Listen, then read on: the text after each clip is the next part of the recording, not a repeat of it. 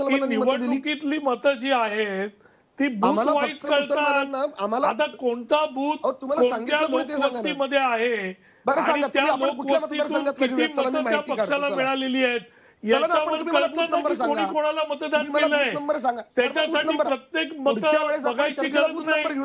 साधं उदाहरण तुम्हाला देतो. मालेगाव धुळ्याची सीट, अहो धुळ्याची सीट ऐकून घ्या वाणी साहेब, ऐकून घ्या. धुळ्याच्या सीटमध्ये धुळ्याच्या 5 विधानसभामध्ये आमचा उमेदवार महायुतीचा हा जवळजवळ 1 लाख मतांनी आघाडीवर होता.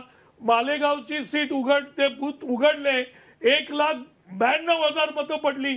आता मालेगावची लोकसंख्या बघा, मालेगावचे लोक बघा. आणि तसंच मुंबईतलं वर्षा गायकवाडांचं जे मतदान झालेलं आहे त्या ठिकाणी कुठच्या बूथ मधून किती मतदान झालं आणि ते बूथ कोणत्या लोकवस्तीत आहेत ह्याच्यावरून कळतं ना की आपल्या बरोबर कोण होतं. आणि बॉम्बस्फोटातला आरोपी हा जर तुमच्या प्रचार सभेमध्ये, तुमच्या प्रचाराच्या मिरवणुकीमध्ये तुम्ही जर आघाडीवर घेऊन फिरत होतात तर मग तुम्हाला मतं कुठची मिळणार. अहो बॉम्बस्फोटातला मुसा नावाचा आरोपी हा तुमच्या प्रचार सभेमध्ये, प्रचार रॅलीमध्ये होता. त्याच्यावर किती वेळा आणि किती चॅनलवर टीका झाली. कसं आहे, जे दिसतं ते लोकांना अगदी व्यवस्थित कळतं की आपण कोणत्या मार्गाने चाललोय.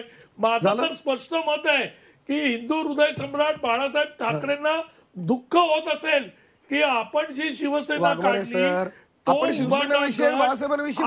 काय पोझिशन मध्ये आहे याचं त्यांना दुःख